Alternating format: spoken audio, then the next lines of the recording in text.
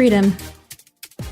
We all want it, but yet somehow it seems so far away. Welcome to the Permission Slip podcast, where I, empowerment coach, mindset expert, and holistic nutritionist Carmen share with you the tools, conversations, and resources you need to write your own permission slip, take massive action, and become obsessed with your own life. Let's get started. Freedom. That's what we're talking about in this episode. And I'm going to share with you this one thing, this one simple idea that you can implement in your life to bring so much more freedom. And guess what? The more you do it and the more you're consistent at it, the more freedom you're going to get. But before we get started on that, I want to share with you a couple of opportunities to connect. The first one is connecting with yourself. We've been working on a transformational journal for pretty much all year, and it is now available to order on Amazon. You can click the link right in the show notes. It is called the Be the Light Transformational Journal. And what this does for you, this journal allows you to get rid of your to-do list so you can actually tap into yourself and have breakthroughs and transformations. It is chock full of inquiry questions, fun quotes to keep you inspired, and things to get you thinking and curious. So go ahead and grab your journal, maybe grab one for your bestie as well. Again, it's Be the Light Transformation Journal on Amazon. It is a hardcover. It's beautiful. You're going to love it. The second thing is our retreat for this year. We are only having one, so this is super exclusive. The Permission Slip community is bringing a retreat to Tulum, Mexico, October 8th through 11th.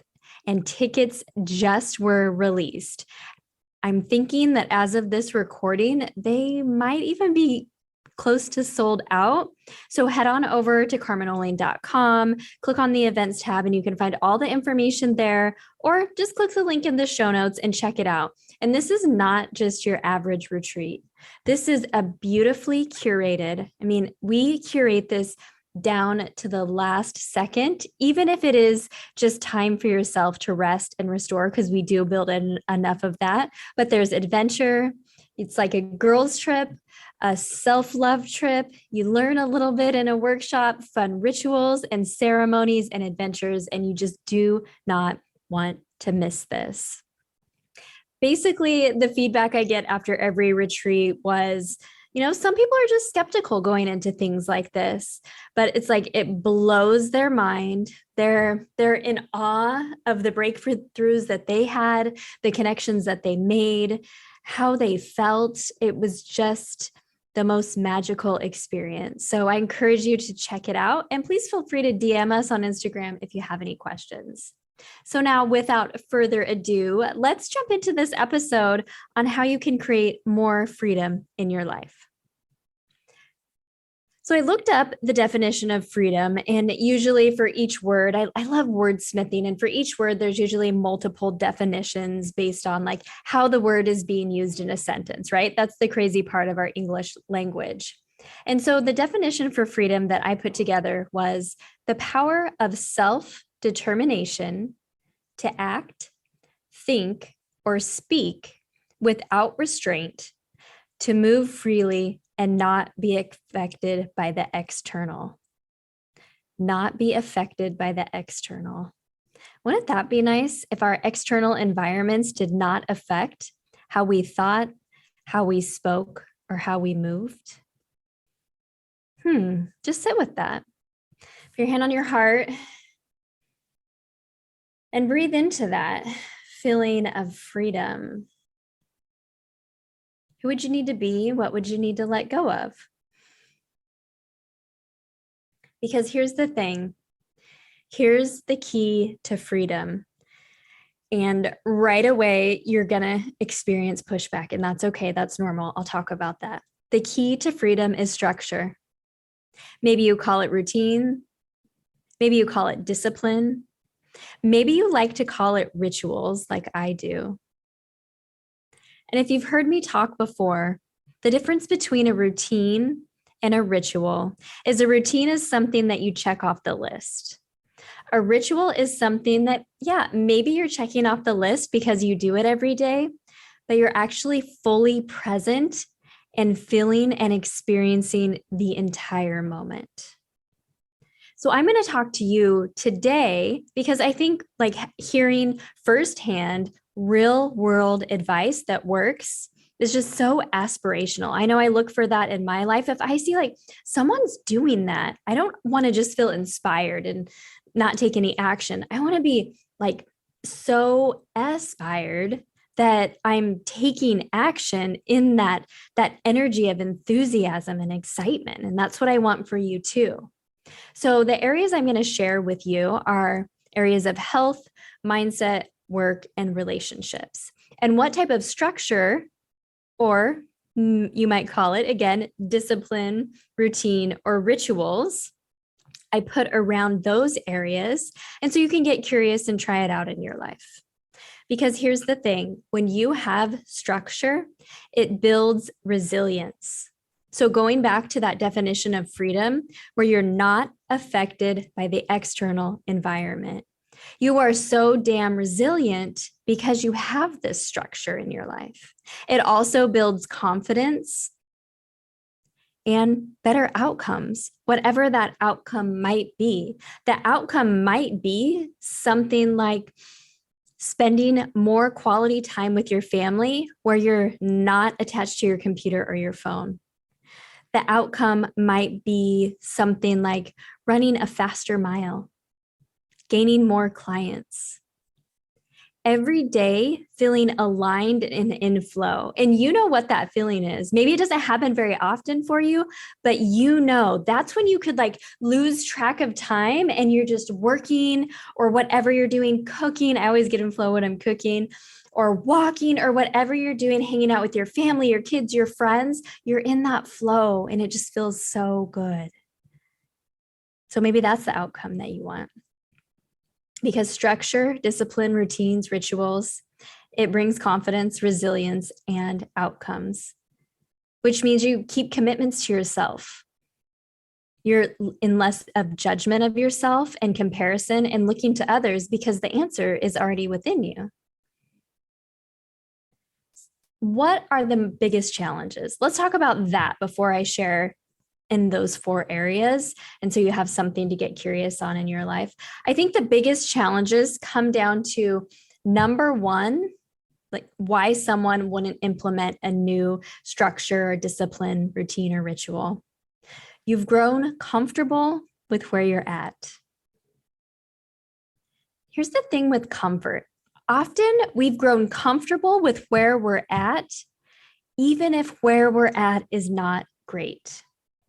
Even if it's where we don't want to be, and it's just easier.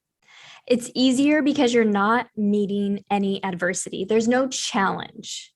And when you're not meeting any challenge or opposition in your life, guess what? You're not growing. And isn't that the point of life? To learn, to grow, to experience, and then to share what you've learned and grown with and experienced with others so they can do the same.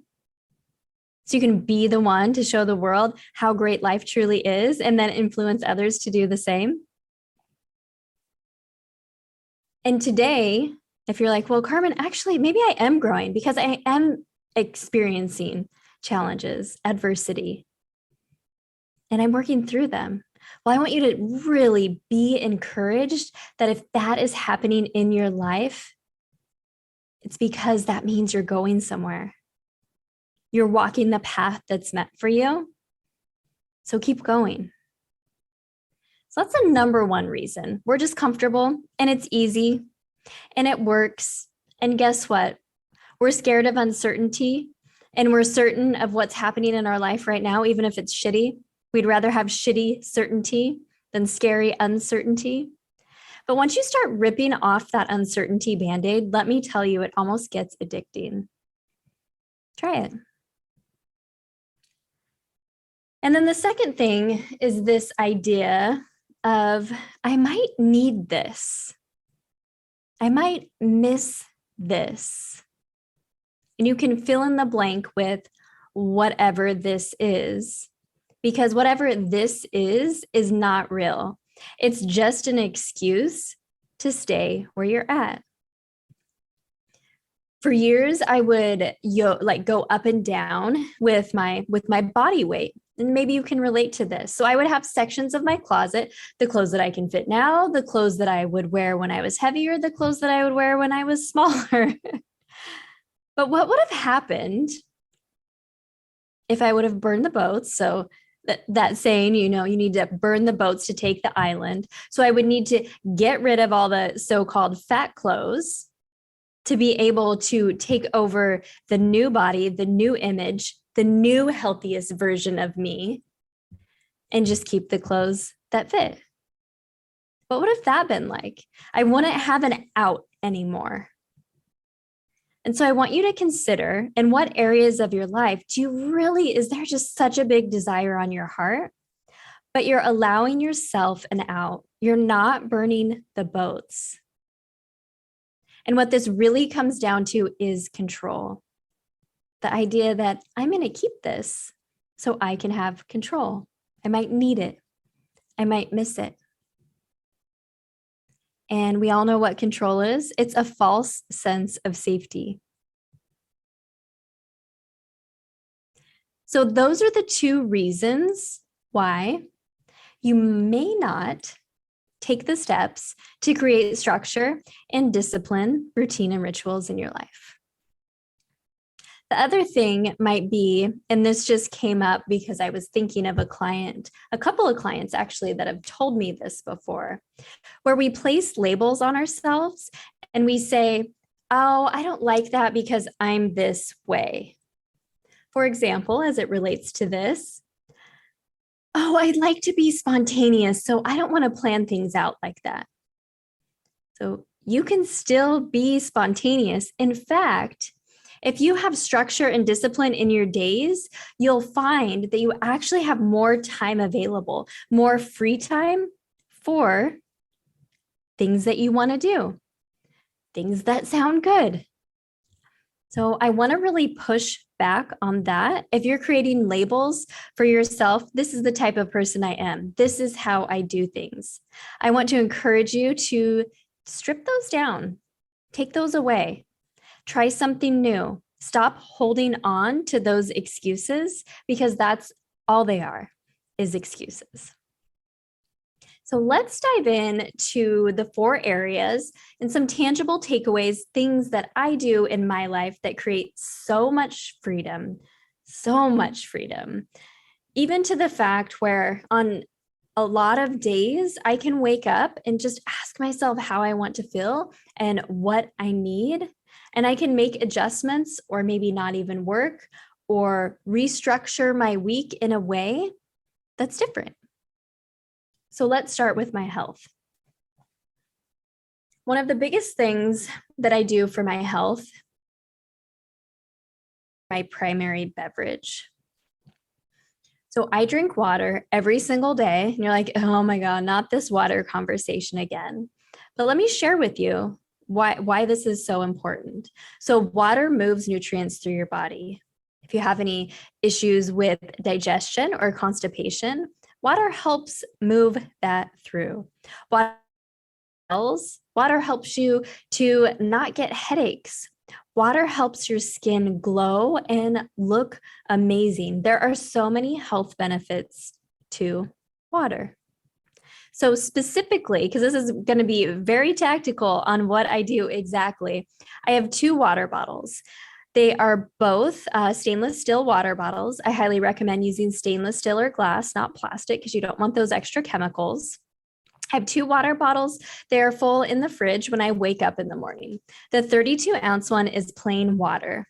The 16-ounce one is actually, I think it's 20 ounces. The 20-ounce one is the one that I mix things in. So my first 20-ounce water of the day is going to have chlorophyll drops in it. And I love the chlorophyll drops from Philosophy. I'll link them in the show notes. They are amazing. I've been using them for years. Again, great skin, digestion. It's just so, so good for you. And I squeeze fresh lemon. So I have that 20 ounces of water before I have anything else. So the first thing that I do when I wake up is I get the water, and then I start in on my morning rituals that I do, taking care of my body. Next, for my next water that I have, I fill up that same water bottle. In the next one, I put electrolytes. I use Ultima Replenisher electrolytes. They have so many amazing flavors. I just ordered the pink lemonade one. It's great and refreshing for summer and really delicious. Because I don't really eat processed foods, I need to make sure that my body has the right levels of sodium and electrolytes and minerals balanced in there. And that's why I use Ultima Replenisher.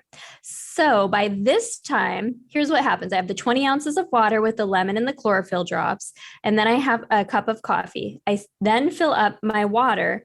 And so in the morning, I usually have 2 cups of coffee and 40 ounces of water, one with the chlorophyll drops, one with the lemon, one with the Ultima Replenisher. Then I go to my regular water bottle. Throughout the day, I have 2 of the regular water bottles. And most of the time, because I'm walking outside and I'm sweating and I live in Miami, I have 1 more of the Ultima Replenisher in the 20-ounce water bottle. So this is going to be anywhere from 100 to like 140 ounces. A gallon of water is 128 ounces, but I have this every single day. And then at the end of the day, I have a treat. So I'll have club soda with like fresh mint and lime, and I'll maybe put some of the chlorophyll drops or Ultima in there. I'll have a Zevia 0-calorie soda, which doesn't have sucralose. It's actually sweetened with stevia and monk fruit, I think, but I know stevia. And so I allow myself to have a little something, a little carbonated beverage, kind of like a mocktail. Sometimes I'll make mocktails. But water is really my go-to. It keeps me hydrated. It makes sure that I have enough energy, that I'm not feeling weak, that I'm not getting headaches. It keeps my skin glowing. It makes sure I take my poop every single morning and keeps things regular. That is something that I do for my health every single day. And when I travel, I bring those supplements and I bring both of those water bottles, and I do the exact same thing because you can do it absolutely anywhere, even on an airplane. Because guess what? Ultima makes little sticks. You don't have to buy a big canister and like scoop it out. You can have like little sticks. So that's something that I do for my health. And just starting my day that way kicks it off very, very healthy. So let's switch gears a little bit and let's talk about work. So when I think about like my dream day, you can imagine, what is your dream day like? If you didn't have like any worries, like how would you want to get your work done? What would that look like? What would that feel like? How would you take care of yourself? Who would you talk to? What would you wear? How would you dress? Where would you go? Who would you be around? Would you have an office? Would you work from home? Would you work from a coffee shop? Do you go into your place of business somewhere because you work for a corporation? Like, what does it look like? And then go from there. So when I first started designing my day, one of the things I was manifesting for a long time was waking up next to the beach, next to the water, more days than not. And I didn't really know what that meant. And I'm sure you've heard our story about not being able to go to Tulum, coming to Miami for 1 week, coming back home. This was our place to be, and we've fallen in love with it. And so now we're here. And that has been my dream. Also, that has been my dream is spending more time with Joel in the morning. So every morning, before we start our workday, it's important that we have an opportunity to connect spiritually for ourselves, talk to each other, connect that way. And then it's also important for me that I get in my workout. And then get ready for the day, have something to eat, feel very nourished, and then start my workday. So I don't actually do any appointments until 1 p.m. So I take appointments from 1 p.m. to 5 p.m. during the day. In addition, I know that, and I do those appointments one week. So every other week, I have appointments on my calendar. And then the other week, it's just a creative week. It's a freedom week. If I'm going to travel, if we're going to do something, we do it that week because I don't want to change appointments for my clients. I like to keep, again, for them, keep a structure. So we talk every other week on a structured day and time. So on my off week, it's more creativity. So on my off week, my day might look very similar, except I would take some time to be super creative in the morning because that's my creative time.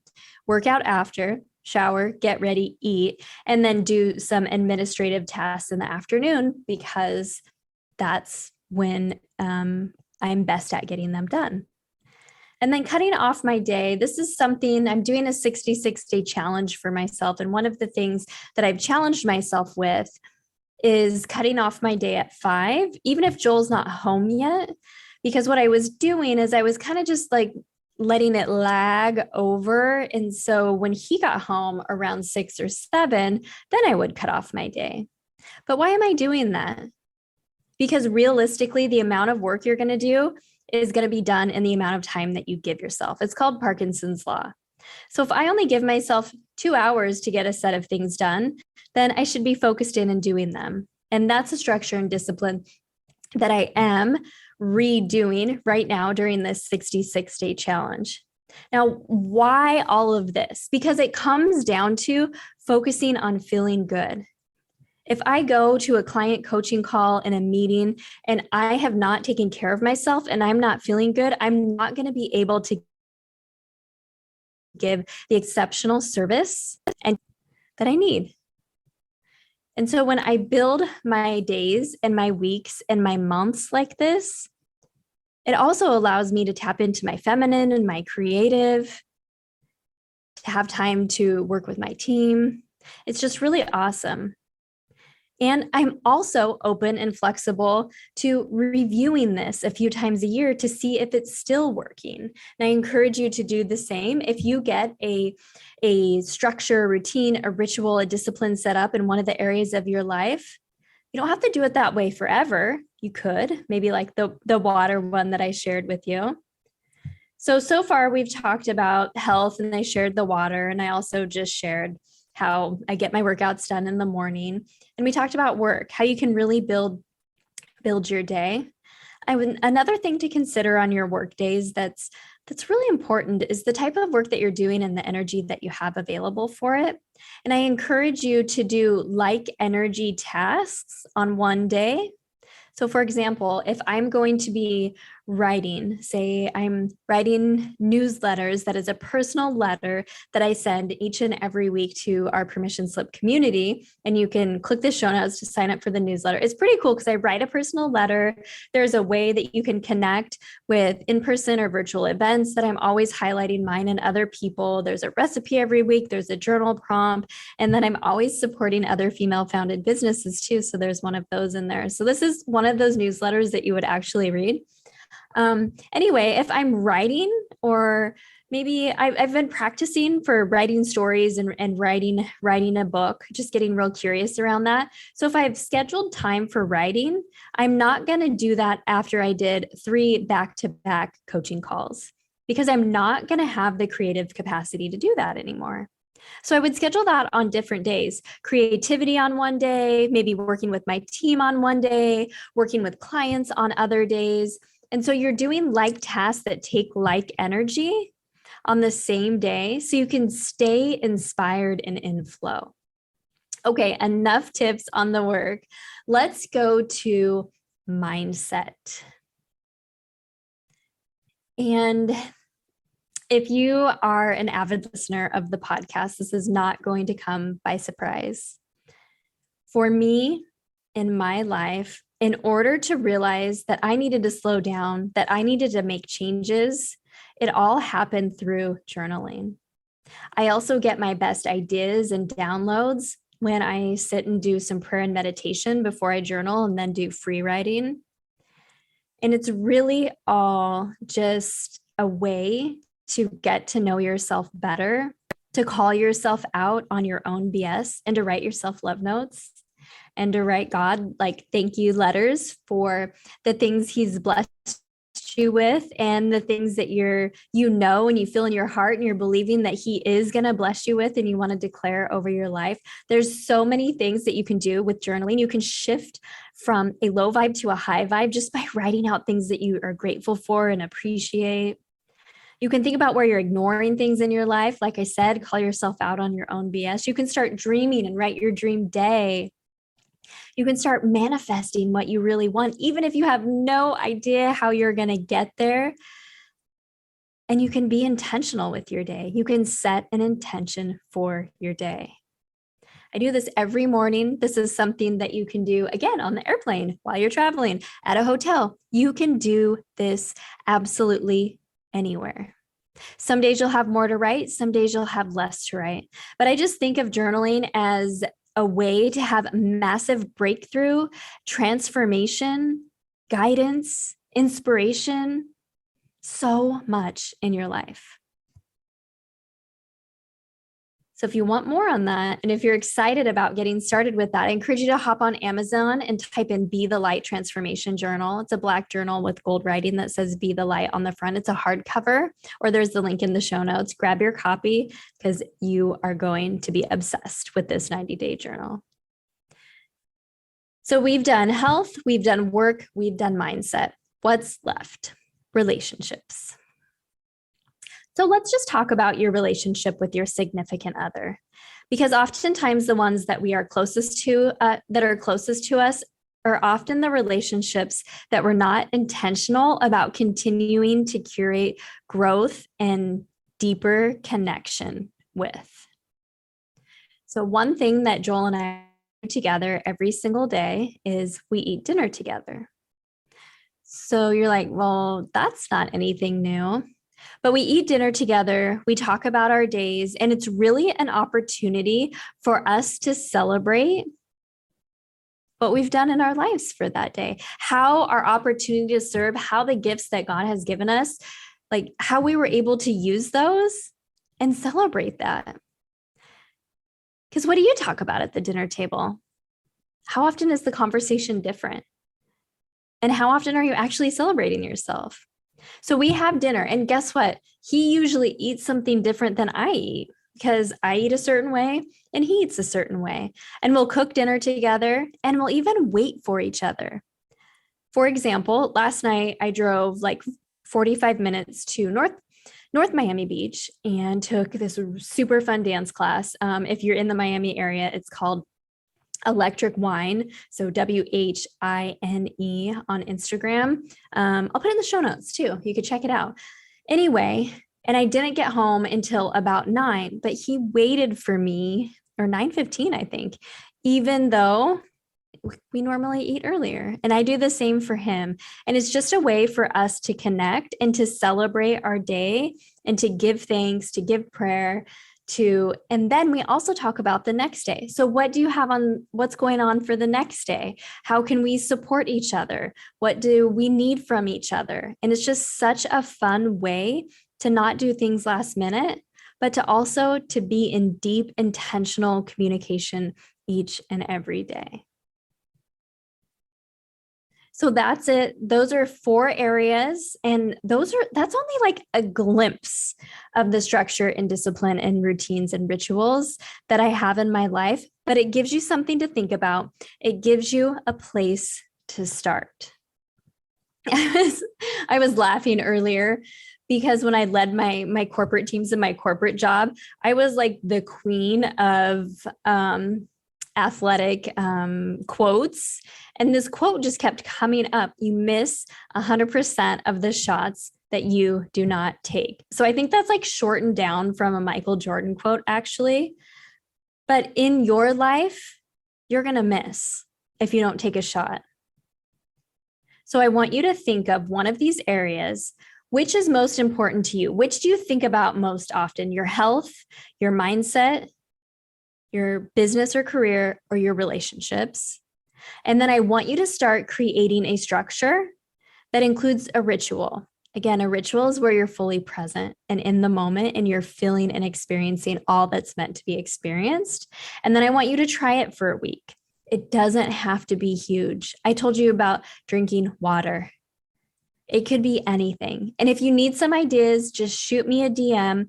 And if you have something that you're trying, if you're committed to it and you want an accountability partner, tag me on Instagram and I will reshare.